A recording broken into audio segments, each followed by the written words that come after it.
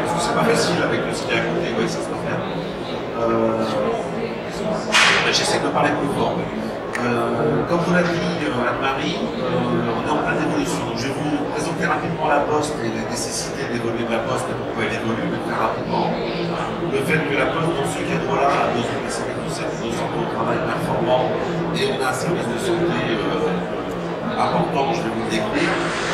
Et donc aussi à partir des données qu'on a aujourd'hui et des entretiens qu'on peut avoir avec les autorités sur les évolutions qui existent et qu'on voit arriver, comment on a bâti un projet qui est en cours de déploiement, enfin en cours de travail, sachant qu'il s'inscrit dans l'ADN de la Poste, qui est un ADN de dialogue social, et donc il y a un grand dialogue avec les organisations représentatives du personnel.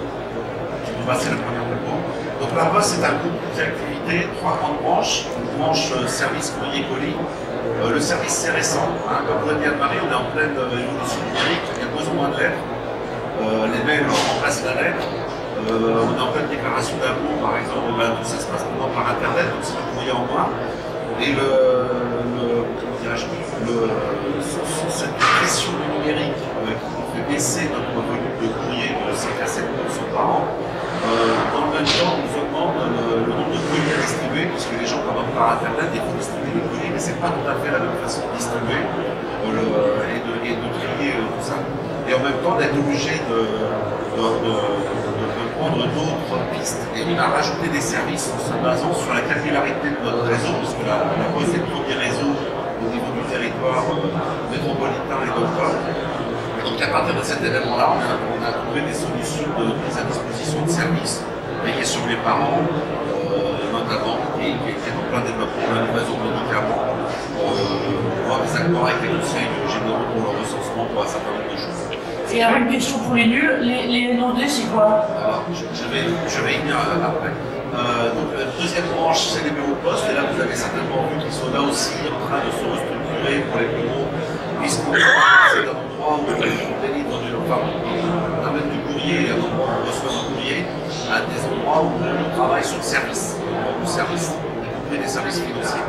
Et puis la troisième branche, ce sont les services financiers, les centres financiers qui travaillent avec la Banque Postale. La Banque Postale est une filiale, c'est la première banque sociale, la banque qui prête aussi aux collectivités locales, elle est en pleine expansion dans un contexte bancaire qui est très difficile. Puis il y a une branche numérique qui est en plein développement, Anne-Marie vous le disait, et puis on a d'autres branches comme chez Poste. La Poste, même si son activité courrier baisse en volume, est une entreprise qui continue à se développer et qui croît de façon importante. Ce qui montre bien qu'il y avait des possibilités de trouver un certain nombre de choses. Je reviens un tout petit peu en arrière. C'est une entreprise historique. Hein, c'est important quand on travaille sur les RPS, le rattachement historique de l'entreprise. C'est une entreprise qui a une histoire, qui a été créée sous l'époque de Louis XI, et on a des personnes très attachées au service public et à cette histoire. Et puis on a une organisation, je disais par branche, et puis une organisation par dot, ce sont les deux niveaux opérationnels de déconcentration. En fait ça servir de la façon de travailler de la Poste, et c'est un peu compliqué pour nos services de santé, je vais vous l'expliquer. Et en fait, dans certains départements, on peut avoir 3 dots, une branche, et plus longtemps pour une autre branche. Dans d'autres départements, on en a 4, donc ça nous donne une géographie un petit peu compliquée, sachant que dans les branches, ça coïncide pas. Donc ça a été un paramètre à prendre dans l'évolution du service de santé. Et puis je vous disais de présence sur tout le territoire métropolitain et d'octobre, sachant qu'on est aussi à l'étranger de nos services de santé au travail sur le territoire français. Diapositive suivante. Vous entendez là, c'est bon, parce que moi j'ai un retour à la côté qui est là. Je crois qu'il faut que... Donc je ramène plus haut, ça c'est bien. Vas-y, passe la suivante. Sinon, il y a une solution, c'est que tu prennes ces micros-là, qui sont alimentés sur de l'électricité en continu, alors que les piles des autres sont un tout petit peu faiblards, pardon-moi.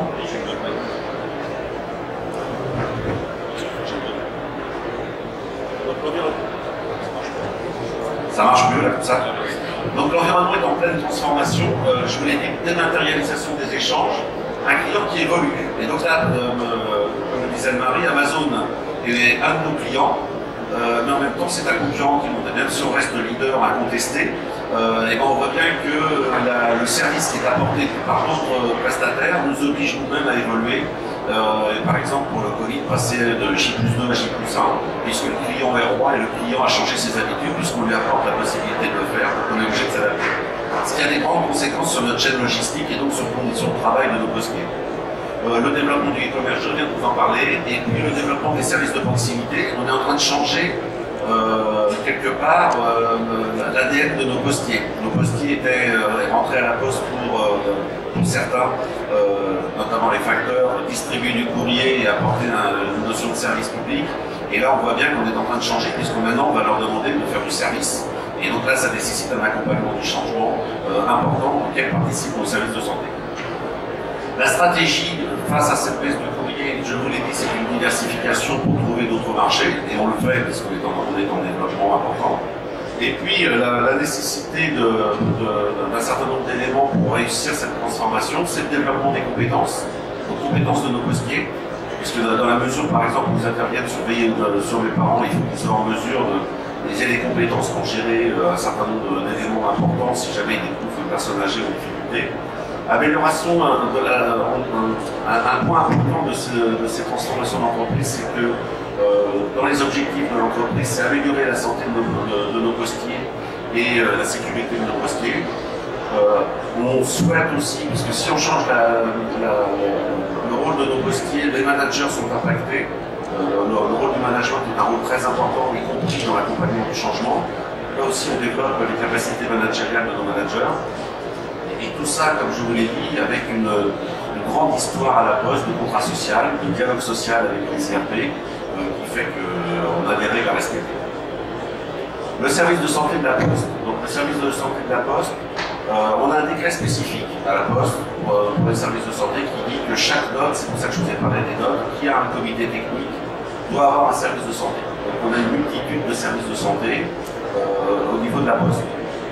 On a à peu près, on est soumis depuis une dizaine d'années au contrat du travail, puisqu'en fait, vous savez qu'on vient de la fonction publique avec la moitié de fonctionnaires, moi maintenant, puisque ce sont les plus anciens qui partent à la retraite, et la moitié contrat à durée indéterminée de droit commun.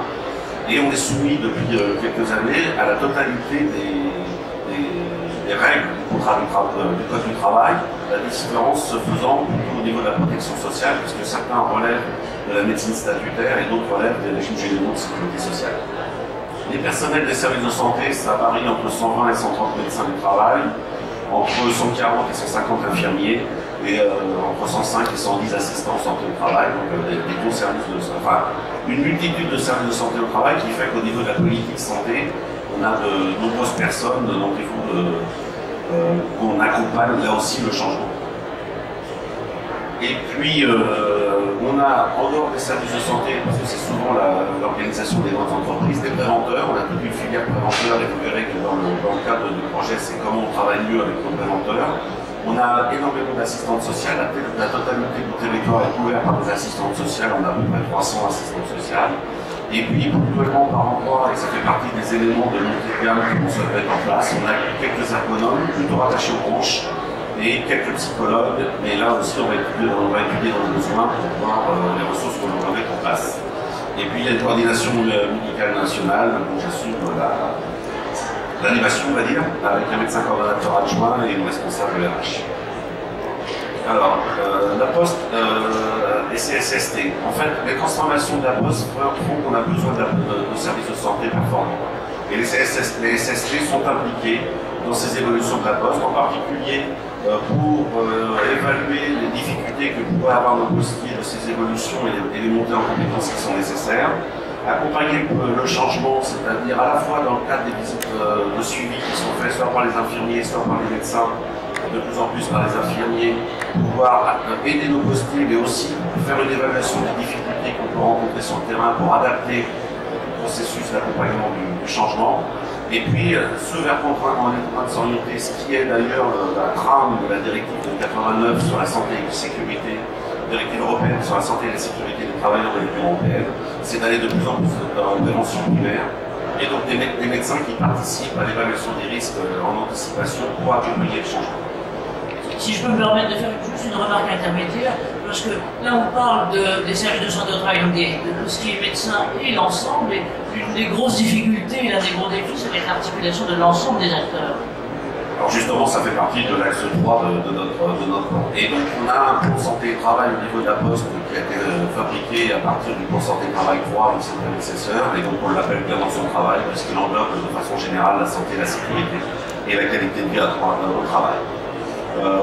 Notre entreprise est concernée bien évidemment par les évolutions de la santé au travail. La loi 8 août 2016, la loi El Khomri, qui nous permet de travailler un petit peu différemment, puisqu'on est nous-mêmes frappés par la démographie médicale comme toute la France. Un tiers de nos médecins a plus de 60 ans, les 2 tiers ont plus de 55 ans. On recrute, on est toujours une entreprise attractive, mais c'est de plus en plus difficile de recruter et de recruter en plus des personnes qui adhèrent à notre projet de service de santé. Et puis, un point qui était important, qui a d'ailleurs permis de travailler sur ce projet, c'était la volonté d'arrêter de travailler à rechercher des médecins ou des infirmiers pour pallier au manque de départ à la retraite. Peu de médecins nous quittent, généralement quand ils nous quittent, c'est plutôt des départs à la retraite. À un moment donné, on s'est dit on va arrêter d'être dans la réaction permanente parce que ça épuise tout le monde, c'est pas comme ça qu'on construit un projet, et maintenant on est dans l'action de créer un projet, et ce projet a la volonté à la fois de répondre aux questions du moment, mais aussi de se projeter dans l'avenir et des évolutions futures pour les 5 à 10 ans qui vont arriver. Alors, la prise de décision, comment on l'a fait? Moi, je suis arrivé à la Poste il y a 4 ans, après d'autres coordinations de grandes entreprises. Il y a une période, je dirais, d'observation, de réflexion, et puis on a commencé à travailler à partir de constats. Sur des constats sur l'activité de nos services de santé au travail, et on a d'ailleurs travaillé avec des ateliers au mois de décembre dernier des médecins. 2 tiers de nos médecins ont participé à ces ateliers pour voir un petit peu l'état des lieux, quelles étaient leurs demandes, quels étaient les points qui fonctionnaient bien, les points qui fonctionnaient moins bien, et comment on pouvait améliorer ces situations. On a tout intégré dans l'étude d'impact et dans le programme de prévention, de fabrication de ce projet. Et puis on s'est intéressé aussi j'allais dire aux clients, mais aux gens avec qui on travaille pour le bien des postiers, c'est-à-dire les postiers, les managers et les services RH, pour voir avec eux qu'est-ce qu'ils attendaient d'un service de santé au travail, ce qui nous a permis d'ailleurs de se dire qu'il y avait certainement des moments de malentendus,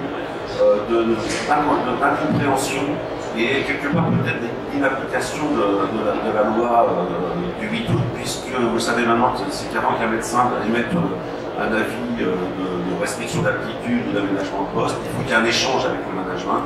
Et l'application de cette mesure est une mesure très importante puisqu'elle recherche des solutions et puis elle évite des conflits entre le médecin et le manager ou le RH. Le manager étant quelque part, je dirais, en difficulté dans certains cas quand il faut aménager les postes de travail ou aménager les horaires de travail dans une équipe. Et puis le médecin qui, lui, a un constat de santé pour lequel effectivement les aménagements sont nécessaires. Et une des grandes idées que l'on souhaite maintenant et qui est gravée dans le marbre, c'est comment ils vont s'organiser pour parler ensemble et travailler à ce niveau-là, bien évidemment en respectant ce cabinet. Le contexte. Nos politiques de prévention progressent, mais on n'est pas à la hauteur de ce qu'on attend. On a des ambitions très importantes au niveau des politiques de prévention, que ce soit au niveau des accidents de travail, que ce soit au niveau de l'absentéisme, et que ce soit au niveau de la qualité de vie au travail. Et puis, comme je vous le disais, nos services de santé sont impactés par l'évolution de fonds au niveau national, avec un élément important qui est quel va être le rôle de chacun dans les services de santé et comment on évolue vers un médecin qui va être de plus en plus vers la prévention primaire et s'occuper de plus en plus que des cas difficiles, une infirmière qui va faire le suivi de base en orientant vers le médecin, mais en ayant aussi des actions au milieu de travail et des actions sur le maintien dans l'emploi, et des assistants qui vont garder leur fonction de secrétaire mais qui vont pouvoir s'orienter vers des actions aussi au milieu de travail, de mesures de métrologie, voire de commencer à répertorier les risques professionnels. Donc ça c'est un élément important de contexte qui fait qu'on anticipe là aussi l'avenir. Troisième l'élément important, c'est une ambition de qualité pour maintenir la santé de nos postiers sur tout le territoire, avec une volonté que ça soit partout pareil, de bonne qualité, mais ne pas s'arrêter à éviter l'altération de la santé, mais comment on fait une promotion de la santé. Et là, on rejoint des pistes qu'on a pu faire dans un certain nombre de rapports, de lier la santé au travail et la santé au public, sachant que l'un n'a d'importance sur l'autre. Je ne prendrai que, par exemple, que l'étude du sommeil. Le sommeil provoque des maladies cardiovasculaires, mais altère aussi la vigilance, et donc c'est un risque routier, sachant qu'on a quand même beaucoup de gens chez nous qui sont sur la route. Et puis le point important, notamment dans le cadre du dialogue social, c'est que ces bénéfices sont partagés, acceptés et attendus par tout le monde. Donc, dès le début, on a fait la liste des bénéfices qu'on attendait pour travailler avec nos organisations syndicales, au plus haut niveau avec elles, pour leur montrer ce qu'on en attendait. Juste avant de passer la slide suivante, si vous voulez, tout à l'heure, on se réservera une dizaine de minutes pour questions-réponses et échanges là-dedans, parce qu'on voit bien au-delà du plan que ça doit frotter plus ou moins et ça ne doit pas forcément être simple à certains endroits, donc ça passe plus vite. Donc peut-être Philippe, si tu veux bien, on fait un point tout à l'heure là-dessus dans ton intervention. Je pense que la suite. Ça fait vraiment prendre sa respiration. Les acteurs concernés, c'est toute l'entreprise, mais c'est aussi en dehors de l'entreprise. Bien évidemment, l'élément central, c'est la santé de nos postiers. Mais ça impacte aussi la représentation du personnel, ça impacte la ligne managériale, ça impacte l'indirect. Hein. On travaille beaucoup avec les directs, c'est-à-dire que bien évidemment on a des agréments, on a des retours d'agréments, et dans le cadre du projet, je vous montrerai la roadmap de notre projet. Il y a des recours qui sont prévus avec les directs, puisqu'on souhaite travailler en collaboration avec elles, en s'assurant qu'on est dans la bonne voie. Les directs, enfin, des retours qu'on a eus et des éléments d'échange qu'on a eus avant la conception de ce projet, on peut espérer qu'on n'est pas très loin de ce qui peut être attendu. 4 axes à notre projet. Un premier axe, c'est un axe d'organisation. Et vous verrez, une organisation qui colle à l'organisation de la Poste. Un deuxième axe, qui est le fonctionnement des services de santé. Un troisième axe, c'est comment s'opère la coopération entre tous les acteurs de santé de l'entreprise et en dehors de l'entreprise. Et un quatrième axe que je qualifierais de plus qualitatif, c'est quelles données de santé, quelles études on souhaite faire. On manque cruellement de données de santé, on en a. On arrive à faire des études, on arrive à avoir des données, mais on n'est pas à la hauteur de ce qu'on devra avoir si on veut jouer notre rôle de conseiller de l'entreprise. Il nous faut des éléments objectifs et qui en plus puissent être reproductifs pour voir que nos plans d'action fonctionnent bien. L'organisation de l'organisation de l'entreprise est assez compliquée. On a deux éléments qui sont importants. C'est que les régions administratives françaises ont changé puisqu'il y a eu un recentrage des organisations et en même temps, nous, on a changé aussi notre organisation et maintenant, les organisations de la Poste se rapprochent quand même de façon très importante des organisations administratives. On a fait le choix, après concertation avec certaines directs, de se dire notre organisation, on prend l'organisation de la Poste. C'est évident. Il faut que nos médecins et je vous montrerai tout à l'heure les médecins référents régionaux, c'est-à-dire les médecins qui vont animer les régions, soient en relation avec les directions régionales. Si on définit une politique générale au niveau d'entreprise, le déploiement doit se faire en collaboration sur le terrain entre les conseillers santé qui sont les services de santé et puis les décideurs que sont les directions et les managers, avec bien évidemment le conseil, les représentants syndicaux. Ça, c'est un point important. L'idée aussi de régionaliser nos services de santé, c'est de faire une animation régionale. Ce que j'ai voulu vous dire, c'est que la Poste, c'est entre 200 et 250 000 personnes, suivant qu'on introduit ou pas les filiales. Nous, on suit à peu près 200-210 000 personnes. Ça vous donne l'idée des services de la taille des postiers suivis par la taille des périmètres d'action des services de santé. Et donc au niveau régional, la nécessité de s'adapter aux situations locales. On ne gère pas les déplacements de la Bretagne comme on les gère en Haute-Savoie. Et puis, vous savez comme moi qu'il y a des plans santé de travail régionaux, donc il est important qu'on puisse s'adapter à la fois aux obligations de la Poste en matière de santé, les obligations qu'on se fixe nous-mêmes, et puis aux propositions qui sont faites par les plans santé au travail en fonction de la démographie et des risques de santé de la région. L'idée aussi, c'est de faire un plan de continuité d'activité de nos services de santé au niveau régional, c'est-à-dire que, bien évidemment, nos médecins prennent des vacances, bien évidemment, nos infirmières prennent des vacances, et on souhaite qu'il y ait la possibilité en permanence pendant les heures de travail, bien évidemment, il n'y a pas d'astreinte, et que pendant ces heures de travail, en cas de difficulté, en cas de crise grave, la direction et l'appui rapide, téléphonique, ça pourrait suffire dans un certain nombre de cas, de conseils d'un professionnel de santé pour mettre en place les process que l'on a souhaité travailler. Marie me dit d'accélérer. Juste celle d'après, d'avant, tu peux la remettre. Mutualisation des ressources aussi. Nos médecins aujourd'hui, en moyenne, c'est 1600 postiers par médecin, par service de santé, mais plutôt par médecin. Donc l'idée, c'est d'implémenter les agréments vont dans ce sens-là aujourd'hui, puisque les directs sont dans ce sens-là. L'idée, ça va être d'augmenter les effectifs par service de santé. On s'est fixé un plafond, c'est pas une cible, c'est-à-dire quand ça fonctionne bien comme ça, on reste comme ça, mais on sait très bien qu'on va être monté dans le temps. La cible, c'est de calibrer nos services de santé au travail, que les équipes de santé puissent prendre en charge entre 3000 et 3500 postes. Ça veut dire là, bien évidemment, travailler sur les compétences des infirmiers pour les livres, travailler sur les compétences des médecins, pour que les médecins deviennent des managers d'équipe. Et c'est un travail que l'on fait pour éviter que les médecins aient un périmètre géographique qui augmente de trop.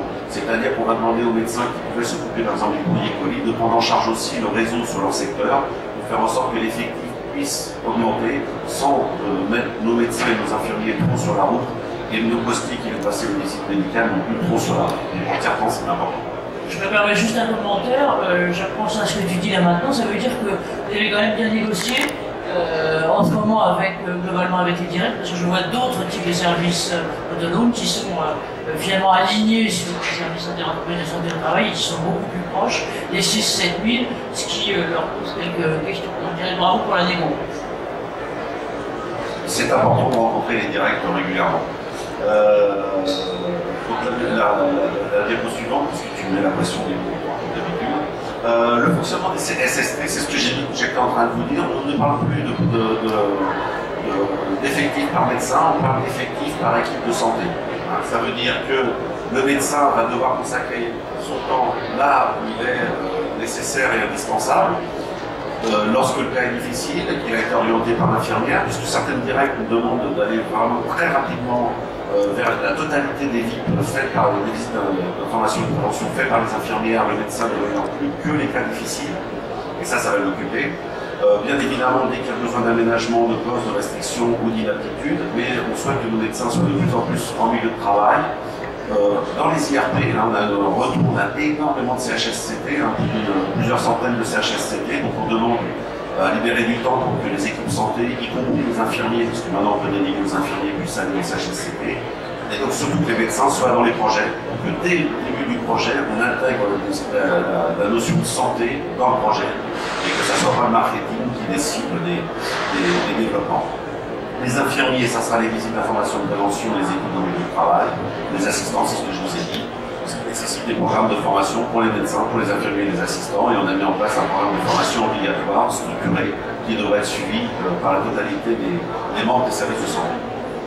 Voilà comment ça fonctionne. Une région, c'est plusieurs services de santé, un médecin qui anime une équipe d'infirmiers assistants, peut-être demain plusieurs infirmiers, c'est déjà le cas sur certains services de santé.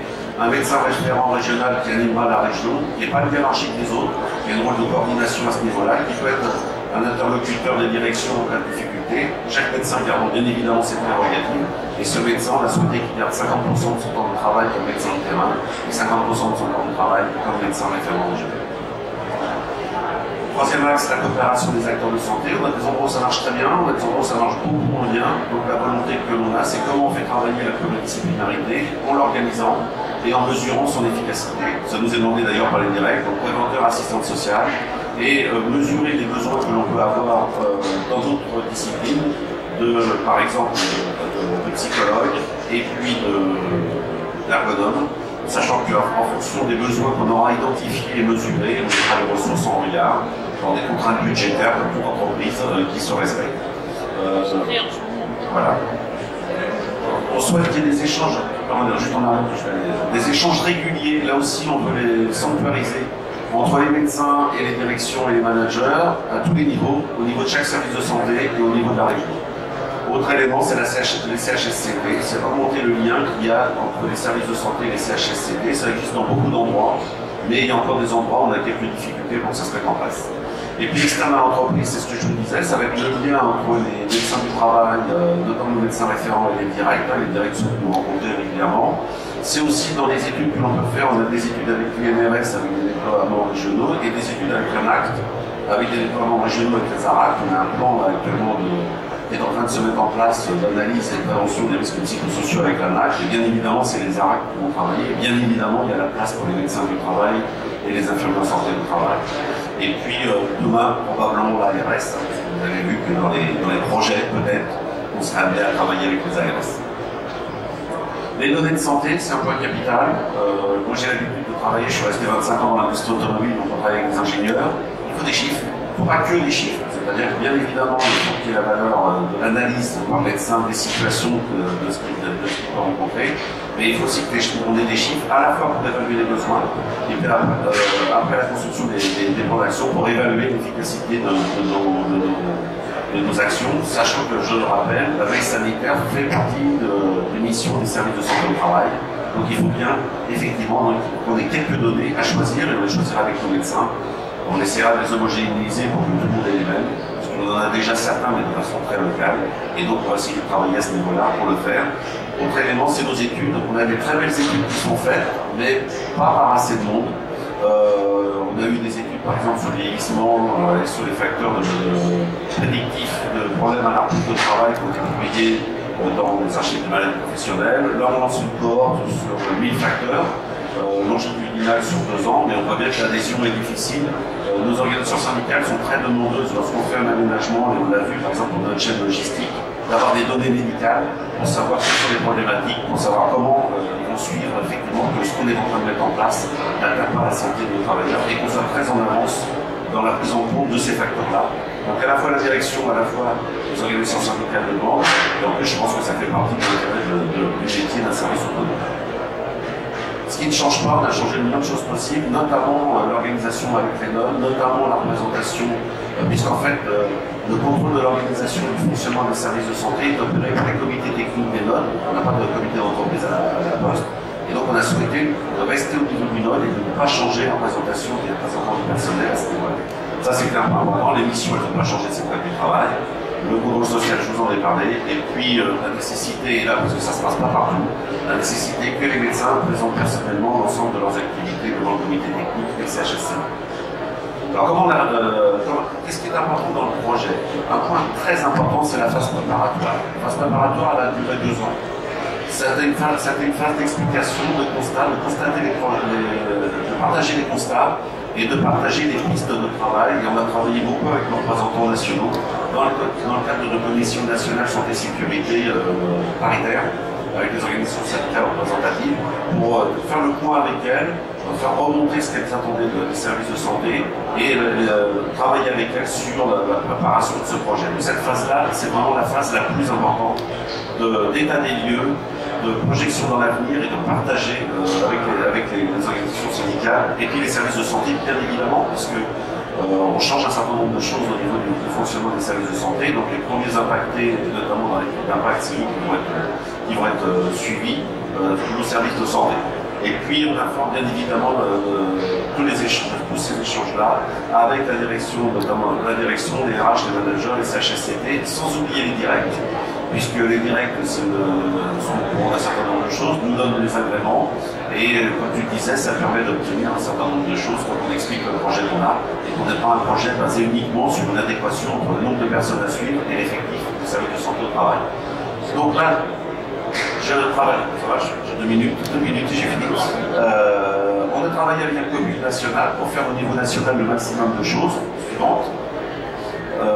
J'ai dit vite, on va passer à la suivante. Et puis bien évidemment, on va travailler avec un comité régional. À chaque fois que ça soit national ou régional, les chefs de projet, il y a un médecin chef de projet, donc on a un médecin chef de projet par région, et on a un RH, le RH de région, chef de projet. Donc il y a 2 chefs de projet. Le médecin a ses connaissances, le chef de projet a les siennes, et on souhaite que chacun reste dans son expertise. Et là où il peut mobiliser à la fois la filière RH et à la fois la filière santé. Ça, c'est un point important. Et puis après, là, on développe un projet tel que je vais vous le montrer, puisque c'est la façon à la Poste de développer les projets.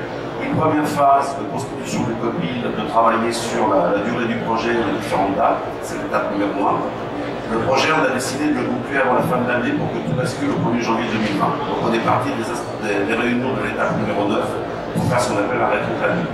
L'étape numéro 2, c'est l'étape qui est faite avec les médecins chefs de projet, moi et l'ensemble des médecins de la région. C'est l'état des lieux de la situation en ressources humaines, médecins, infirmiers, assistants, en ressources matérielles, voitures, cabinet.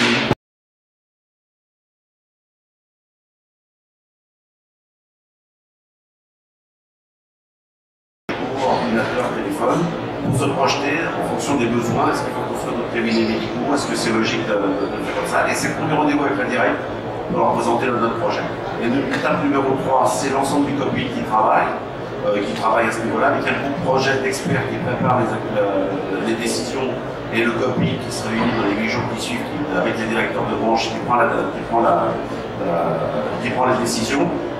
Étape numéro 4, on vérifie qu'on a balayé l'ensemble des éléments qui sont contenus dans la demande d'agrément, parce qu'elle est quand même très structurante, il faudra avoir répondu à toutes ces questions et avoir pris en compte les remarques que les directs nous ont fait précédemment. Et étape numéro 4, on valide avec un groupe de managers, enfin étape numéro 5. Étape numéro 6, on présente le projet avancé à l'ensemble des services de santé. Étape suivante, c'est l'étude d'impact avec un impact du collectif et de l'individuel. Le COPIL valide, et là on passe devant nos institutions représentatives du personnel, CHSCT, CT, puis la directe, et une fois que c'est validé, on nomme nos médecins référents régionaux après appel à candidature et on déploie. Rapidement, les différents freins qu'on a pu voir, et c'est la dernière diapositive. Le décret est très structurant, donc il nous a obligés à être inventifs. Au niveau des CSST, la majorité des médecins du travail, infirmiers, assistants y adhèrent. Certains, je pense, ont encore quelques difficultés à y adhérer, mais on va travailler là-dessus. Les RH et les managers étaient très demandeurs aussi pour que ça marche. Nos institutions OS et IRP, ça se passe très bien. Jusqu'à présent, on n'a pas eu de frein de leur part. Et quant au direct, ça se passe plutôt bien, même si d'une directe à l'autre, il peut y avoir des petites variations. Aujourd'hui, on a des agréments qui sont entre 2300 et 4000. Voilà, j'ai fini. Merci à toi. Applaudissez Philippe et merci à lui. Pardon d'avoir speedé comme ça. Je dois dire que le temps effectivement du contact préparatoire qu'il doit avoir, à chaque fois que je fais au téléphone, je suis en contact avec la directe, voilà, et on se sent bien qu'il faut négocier, globalement ajuster les choses. Alors, merci Philippe, on voit bien ce qu'est le schéma général. Et là maintenant, j'aurais bien envie aussi